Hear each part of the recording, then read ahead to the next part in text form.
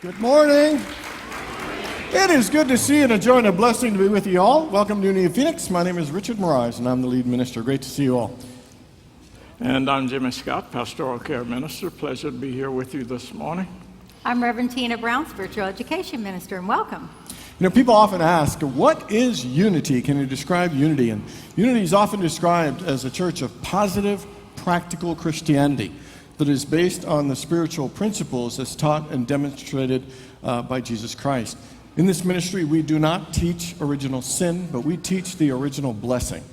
That being that we are all children of God, that we are all created in the image and likeness of God, and we are here to live life and live it more abundantly. We take Jesus' word seriously when he said, "He who believes in me shall do the works that I do, and even greater things than these." And we take that to mean if you believe in the Spirit of God in the same way he believed in the Spirit of God, through that Spirit, you shall do the things that he did and even greater. So we see our message as one of being an empowering message of the spirituality that's innate in each and every one of us. And it is through the power of our words and our prayers and our meditation and our actions that we can really bring forth the glory of God and experience the kingdom of heaven right here and now. So let's kick off our service this morning with our mission statement, which is, Unity of Phoenix is a loving spiritual community that welcomes all people and honors all paths to God. We are dedicated to transforming lives by inspiring and awakening individuals to discover God's Spirit within them. Now is that time in our service for a time of prayer and meditation. So if you have your cell phones with you, I want to encourage you to either place those on silence or vibrate, and Sally Jo will lead us in our meditational song. Surely the presence of the Lord is in this place. I can feel God's mighty power and God's grace.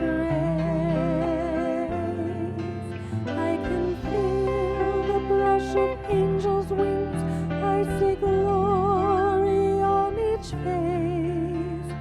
Surely the presence of the Lord is in this place. Surely the presence of the Lord is in this place. The Master Teacher, Jesus, reminded us when we pray that we are to go into our closet in secret and pray. In other words, we are to turn inwardly, release all of our cares and concerns,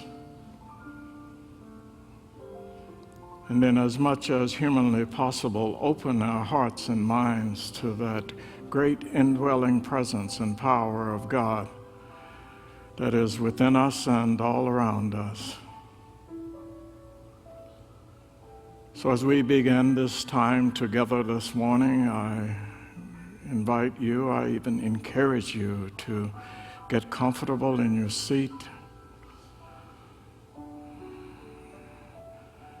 and to take a deep, refreshing breath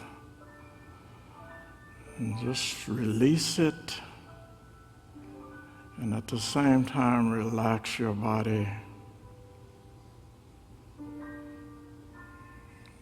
And as much as is possible for you, begin to slow your mind down, to set aside all of your cares, all of your worries, all of your fears, all of your doubts.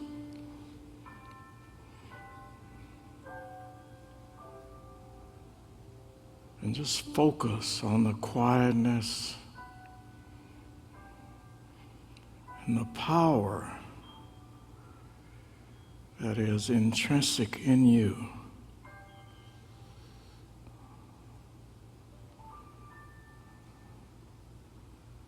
And as you breathe and as you relax, grab a hold of that idea of faith and to courage strength and wisdom and guidance and love.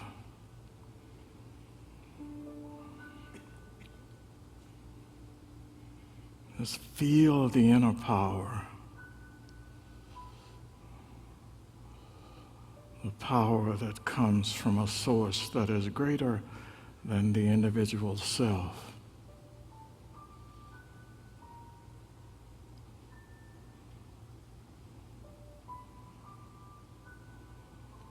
And just envision yourself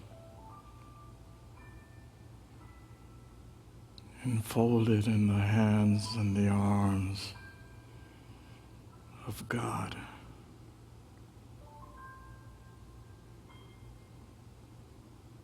Soaking up all the healing,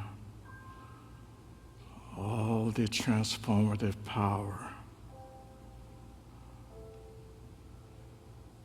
that is inherent in God and in you.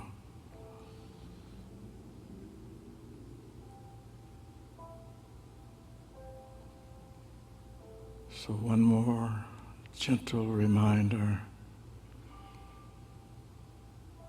to take a deep, relaxing breath.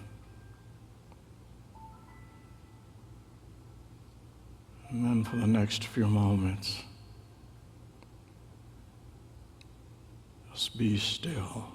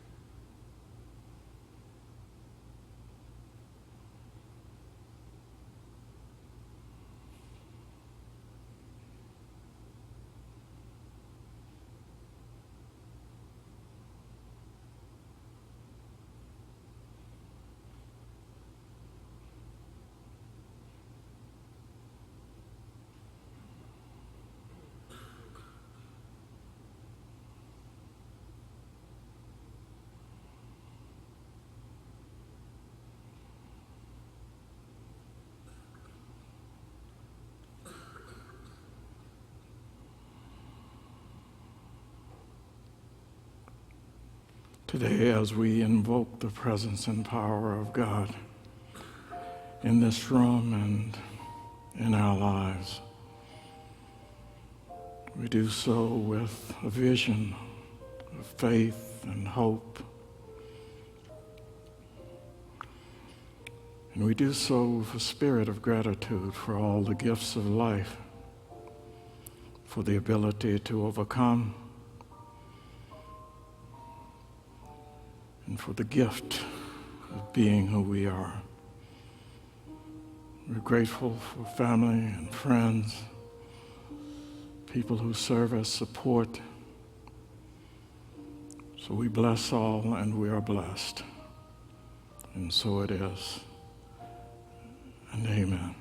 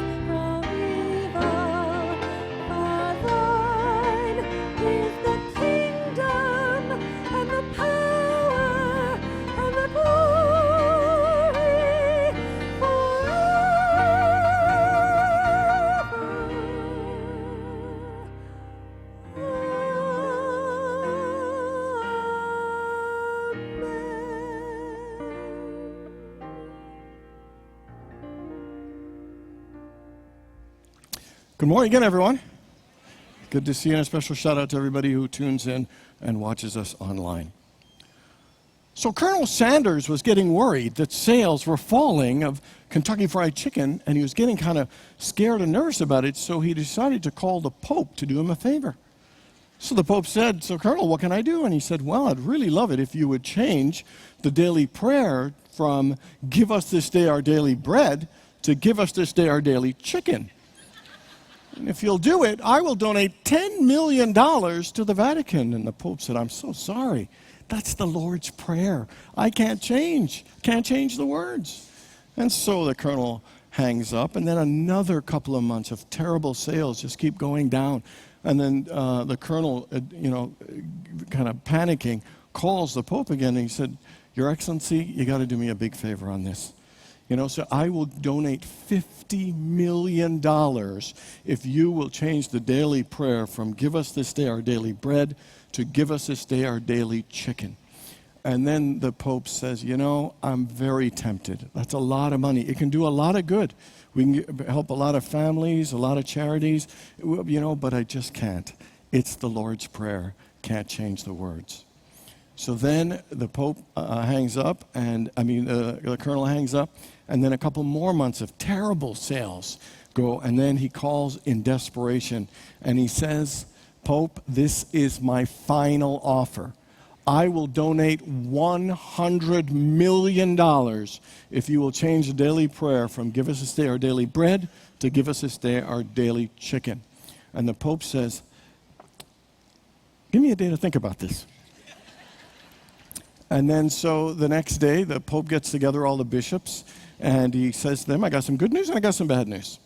And so the good news is that Kentucky Fried Chicken is about to donate $100 million to the Vatican. And all the bishops get all excited. They're celebrating. And then one of the bishops said, "So what's the bad news?" He said, "Well, the bad news is we lost the Wonder Bread account." And so...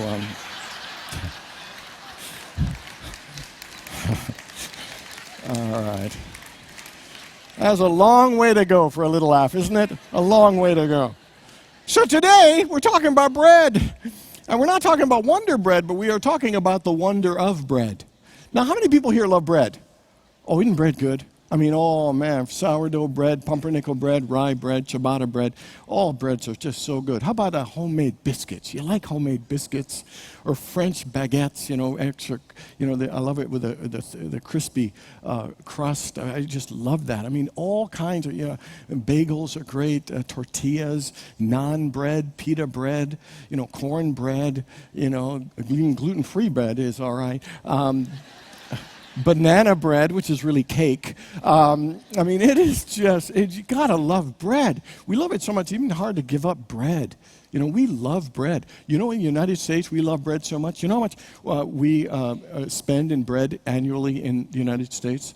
$21.4 billion in bread annually in the United States. The average American eats 180 pounds of wheat. That is bread, pasta, and pizza.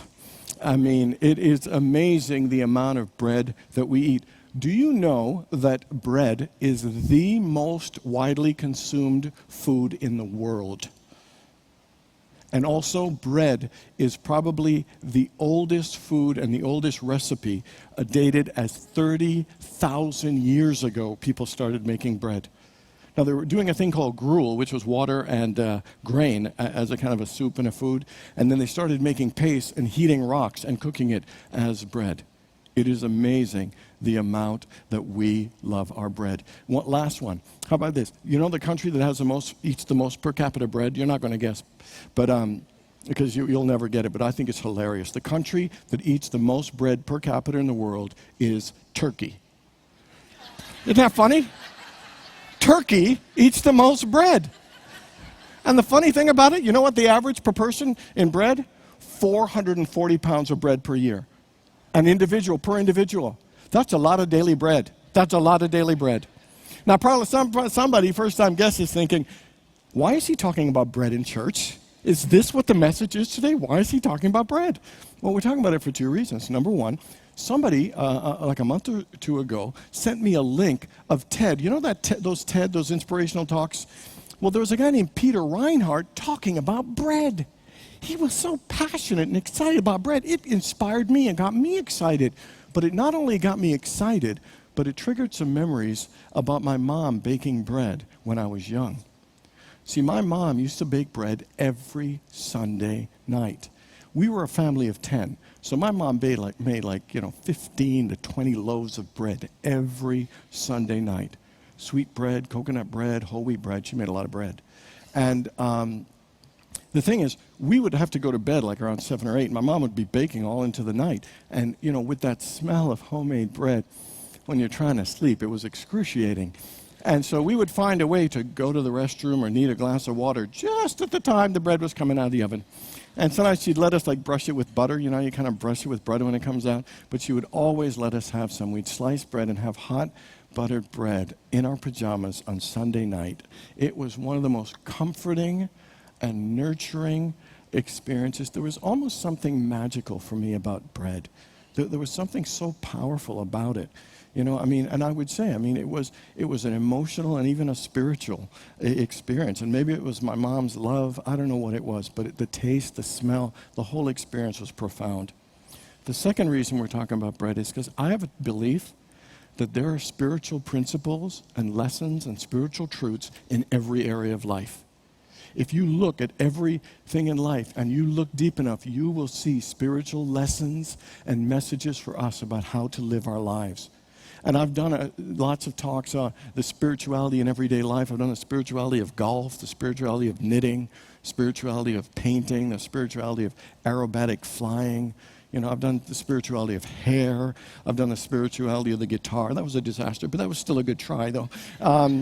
The spirituality, I was going to do the spirituality of swimming last week, but I slightly adjusted the talk. And so today, because of the inspiration of memories of my mom and this lecture by Peter Reinhardt, we are going to talk about the spirituality of bread. So here are the fabulous 4 principles and understanding of life and the spiritual truths that I've learned about bread. Number 1, Peter Reinhardt said that bread is a transformational food. That the process of making bread is absolutely transformational. That it goes from wheat to flour. That's a transformation. And then flour added to yeast actually, when it becomes that dough, and then it begins to rise. And that's a transformation. And what goes in as dough is transformed when it's taken out of the oven and it becomes bread.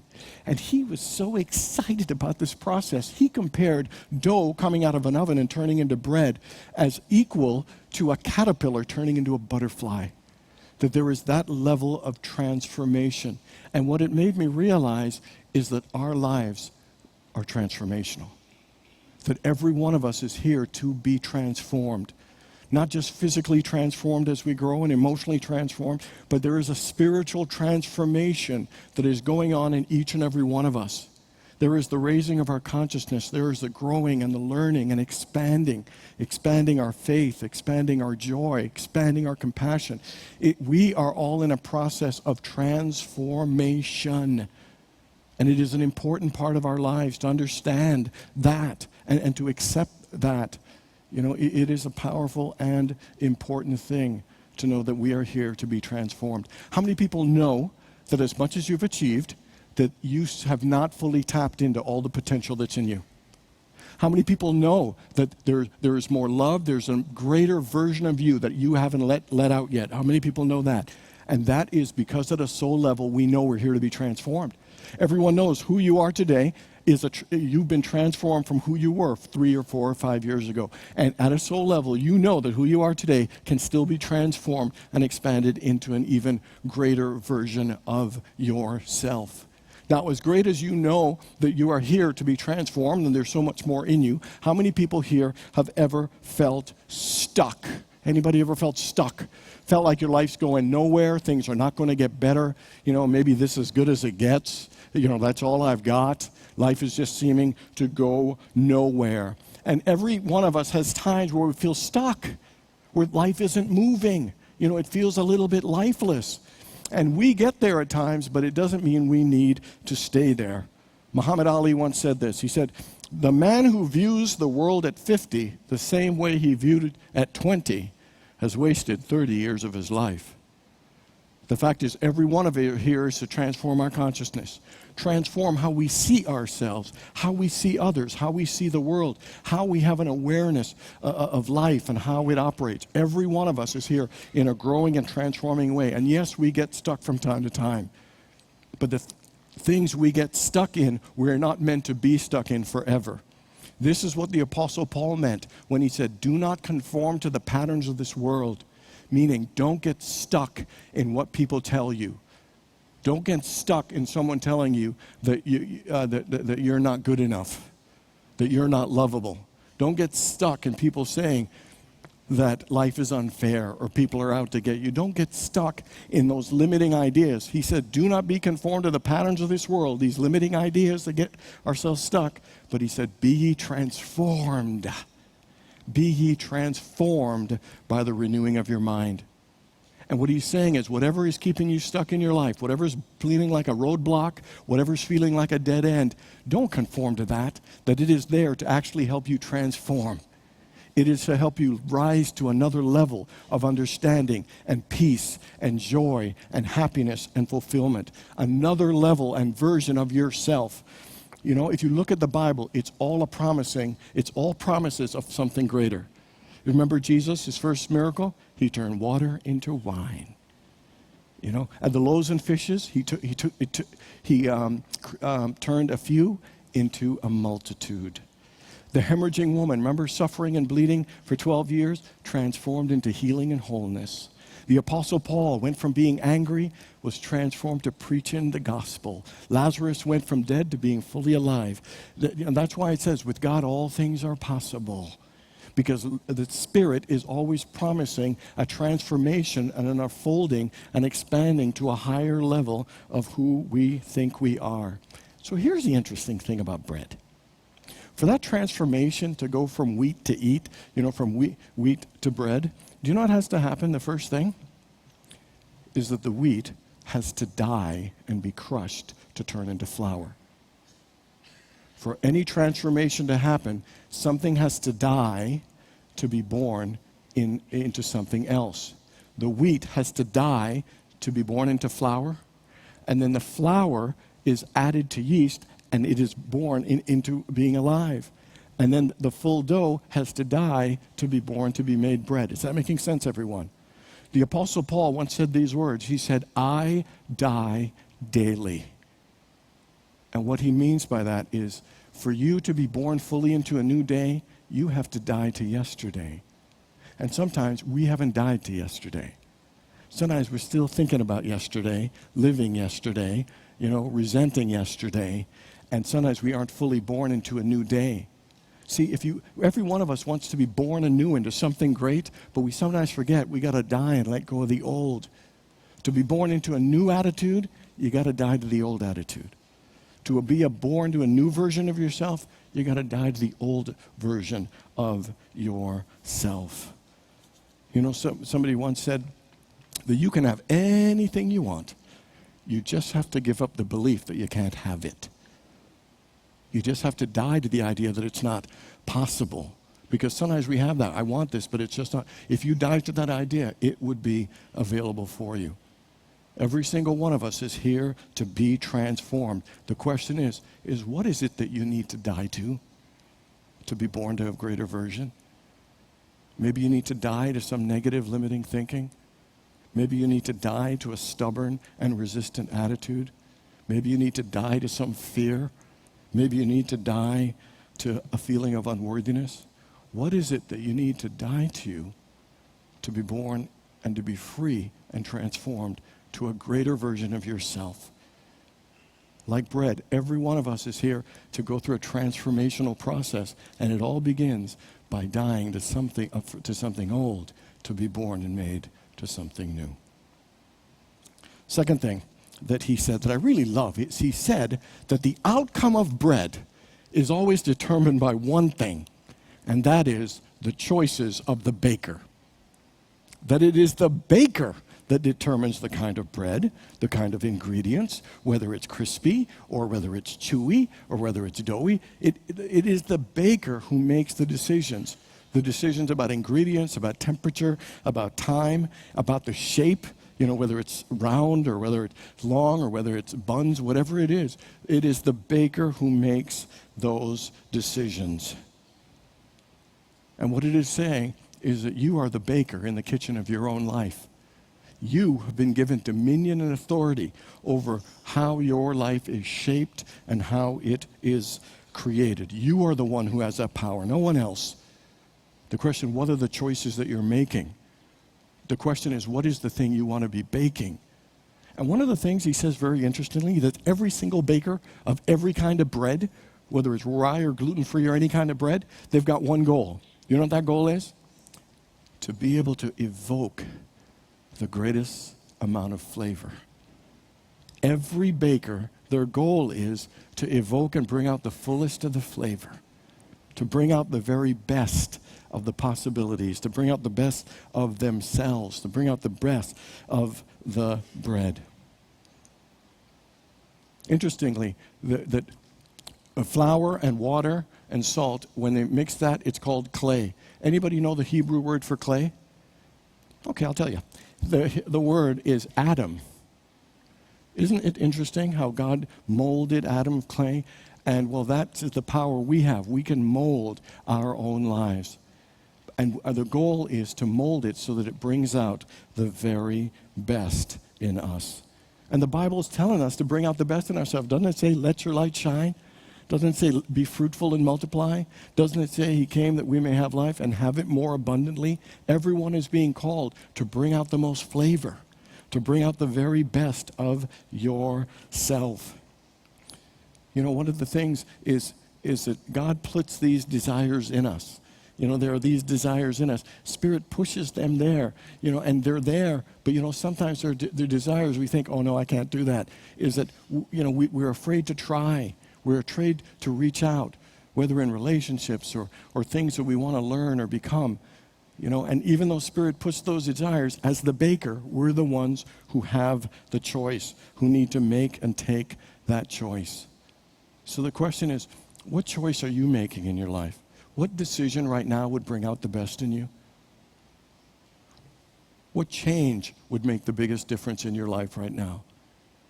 What decision? What action? What change in attitude would make the biggest difference for you in your life right now?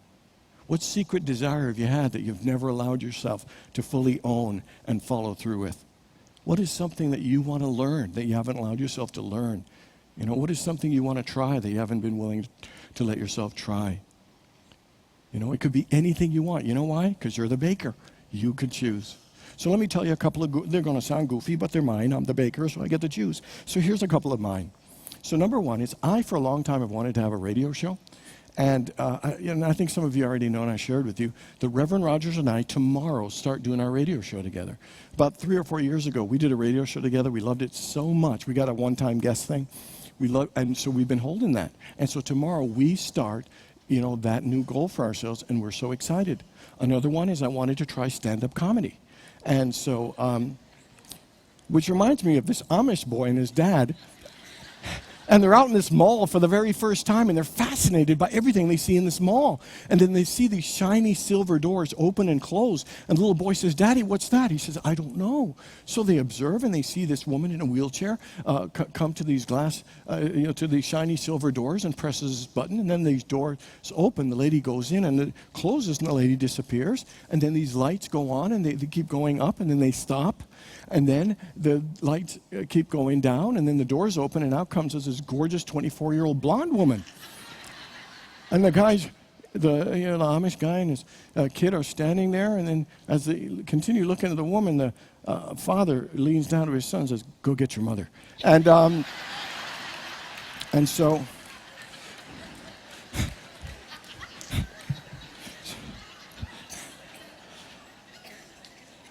So clearly, to achieve this goal, I will need professional help, and I actually have some. There's a professional comic in our congregation who's actually coaching me right now. In fact, I'm going to take a class, his stand-up comedy class at the Improv, and it's a 6-week class. It begins in middle October, and so in early November at the Improv in Tempe, I'll be doing 5 minutes of stand-up comedy, and I'm very, very excited about it. And so. So I'm hoping, kind of like that elevator, that my jokes will go in, but they'll come out much, much better than I planned. And as silly as that is, that's something I've always wanted to try. It scares me and excites me, and for years I've wondered about it, and finally I'm actually taking a step and making that choice. And my question is for you in your life, what is it that you've wanted to do that you haven't allowed yourself to do? What is it that it is time for you to try? The fact is, you are the baker, and it is your choice to determine the quality and the outcome of your life. And the question is, what do you want to bake? What do you want to make? Because it's your choice. Third thing I learned about bread and the spirituality of it is you've got to let the leaven rise. Leaven, or yeast, is that activating force that makes bread light and fluffy. It gives it structure and it gives it flavor. You know what the word leaven means? It means to enliven, to vivify, to bring life to. And the interesting thing is when you mix in the yeast, you know what?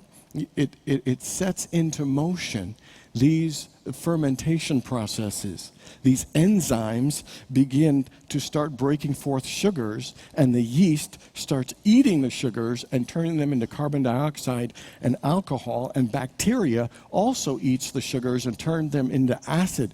And all of this fermentation process, do you know what? That is what gives it flavor. That's what changes it. That's what makes it taste so good. That's what brings out the starches. And Peter Reinhardt says it is this process of leavening and the fermentation. He said that's what gives the bread the character and personality. And interesting, it all happens in the dough. All of this internal process and transformation of what makes bread taste so light and fluffy and good, it's all internal. And here, and for me, that is like the leaven is like spirit. And it is that you must allow spirit to work in you to change and transform your consciousness so you become the consciousness of the thing that you want to achieve. Interestingly enough, you know what interesting thing about bread and the leaven is that you need the bread, but you know what? You have to let bread rest at least twice. To let it rise, knead it again, let it rest, and let it rise. And it is in the rest, it is in the resting part that the leaven actually makes the bread grow and rise. Isn't that interesting? You can't just knead, it has to rest. And so it's like when you quiet your mind, it's like letting spirit leaven your consciousness and expand it. And when you become the consciousness of the thing you want, that is what will attract it. You want to attract a right and perfect partner?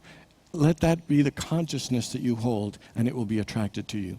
You want to have greater finance in your life? Let the leaven and the spirit rise in you to transform your consciousness to an abundance consciousness, and it will be attracted to you. Whatever you want, you must become it in consciousness, and it is in the rest, in the quietness of the time, that the Spirit will leaven our consciousness and expand it into all that we want to become. I love it when Jesus said, the kingdom of heaven is like yeast that a woman took and mixed in about 60 pounds of flour until it worked all through the dough. And what that is saying is that when you rest and open yourself to the leavening power of the yeast, of spirit, it will transform all areas of your life. To me, this is the most powerful part of the whole transformational and bread process, is are you willing to take rest in the quiet time to let that leaven do its internal work to grow and expand you, because that's what makes your bread and your life fluffy and flavorful. Make sense, everyone? And the final thing about bread is you got to eat it, enjoy it, and share it. Interesting thing, remember the story of the loaves and fishes? What did Jesus do? He took the bread and he gave thanks for it. He broke it, he shared it, and what happened? It multiplied. And that is what we're here to do. That when the bread and the loaves of the good come to you, enjoy it and share it. The only thing better than enjoying hot bread and butter is sharing a piece of hot bread and butter. That in life, we are all here to be leavening agents, to enliven the lives of others, not just our own, but to enliven the lives of others. To enjoy what you have is incredible. To enjoy what you have and share it with other people, that to me is bliss. That is what multiplies your joy. And that is the truth for bread, and it's the truth for our lives. The Bible uses a lot of quotes about bread, and here are some of them. Jesus said, "I am the bread of life." The Lord's Prayer says, "Give us this day our daily bread." And Jesus said, "Take this bread, break it, and eat it. This is my body. Do this in remembrance of me." And this week, I invite you, whatever kind of bread you're eating, pumpernickel or biscuits or whatever it is, when you look or taste and eat bread this week, let it bring a remembrance to you of the power of the Spirit of Christ in you. Let it remind you that bread represents the sustaining and the nurturing power of God that can transform your life. Let it be a remembrance that your life is a transformational life, but it starts by you being willing to die to the old to be born to something greater. Let it remind you that you are the baker. You are the one that has the choice. The question is, what do you want?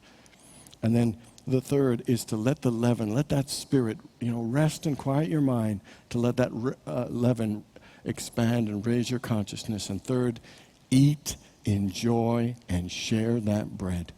And I will leave you with the baker's blessing that says, "May your crust be crispy, and may your bread always rise." God bless you, everybody. The light of God surrounds us, and the power of God enfolds us, and the power of God protects us, and wherever the God watches over us, wherever we are, God is. That is precious. You gotta love that. Woohoo! All right. Let there be peace on earth, and let it begin with me. Let there be peace on earth, the peace that was meant to be. With God as creator, family all are we. Let us walk with each other in perfect harmony. Let peace begin with me. Let this be the moment now. With every step I take, let this be my joyous vow. To take each moment and live each moment in peace eternally. Let there be peace on earth, and let it begin with me.